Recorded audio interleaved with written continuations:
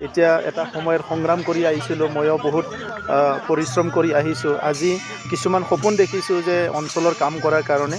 তো সেইকাৰণে মই কৈছোঁ কি আমি 4-5টামান ইটা ভেটা বনাবলৈ মই মানুহবিলাকক এনকাৰেজ কৰি আছোঁ। আৰু সেই ইটা ভেটাৰ যিখিনি ইটা ওলাব সেইটো দৰিদ্ৰ মানুহৰ ঘৰবিলাক ফ্ৰী বনাব পাৰিম বুলি পেলাই মই এইটো কথাই কৈছোঁ। বাকীখিনি পিছত ক'ম। সেইটো জাষ্ট এটা কি বুলি কয় শুভাকাংক্ষীবিলাকৰ এটা অনুদান।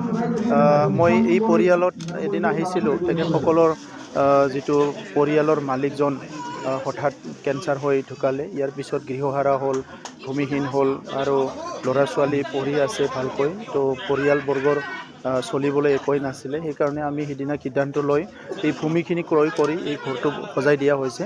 এইটো কোনো আঁচনি নহয়, সেইটো জাষ্ট পাব্লিক ইনিচিয়েটিভ। কিছুমান দান বৰঙণি দি এইটো সজোৱা হৈছে।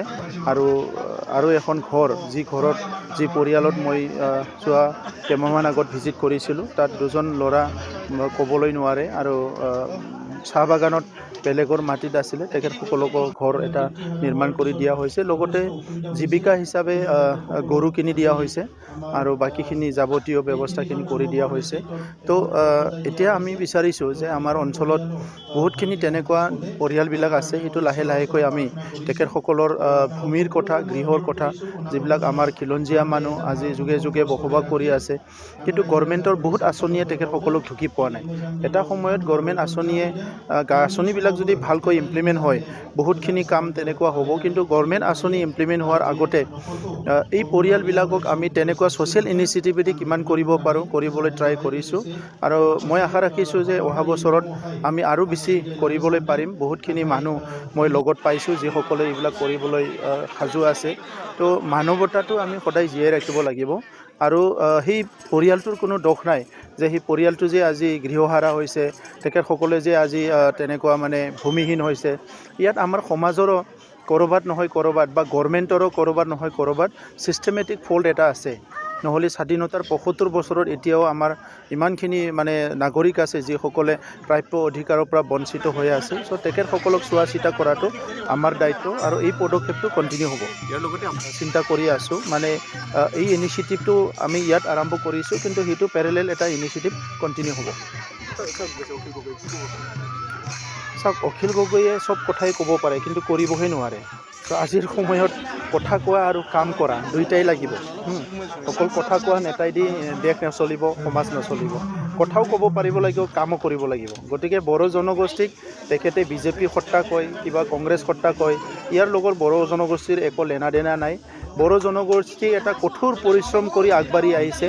সেই সময়ত অখিল গগৈয়ে বড়ো জনগোষ্ঠীৰ প্ৰতি মাত মাতা নাই, একো কাম কৰা নাই।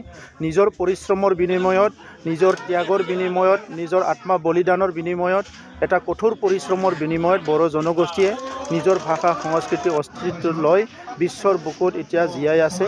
ইয়াৰ কাৰণে অখিল গগৈ ডাঙৰীয়াই এই কথাখিনি মানে তেখেতে কটাক্ষ কৰাৰ কোনো অধিকাৰ নাই। তেখেতে নিজৰ জনগোষ্ঠীৰ কাম কৰক, নিজৰ কাৰণে কাম কৰক আৰু নিজৰ সংগ্ৰামটো জীয়াই ৰাখক। কোনোবা এতিয়া এইটো মুৰ্দাবাদো দিব, জিন্দাবাদো দিব। সেই মুৰ্দাবাদ জিন্দাবাদবিলাক আমি চাই থাকিব নোৱাৰোঁ, আমি কাম কৰিব লাগিব। চ' আজি আপুনি ভাৰতবৰ্ষত এতিয়াও স্বাধীনতাৰ ৭৫ বছৰ পিছত বহুতখিনি তেনেকুৱা নাগৰিক আছে যিয়ে নেকি চৰকাৰী কোনো সুবিধা এতিয়ালৈকে পোৱা নাই।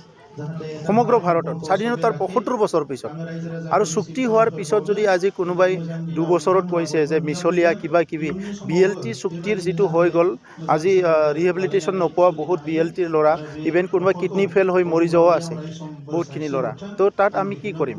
আগত এপছু আন্দোলনৰ চুক্তি হৈ গ'ল, বহুতে আজি ৰিহেবিলিটেশ্যন পোৱা নাই। তাক কাত মিছলীয়া বুলি কওঁ?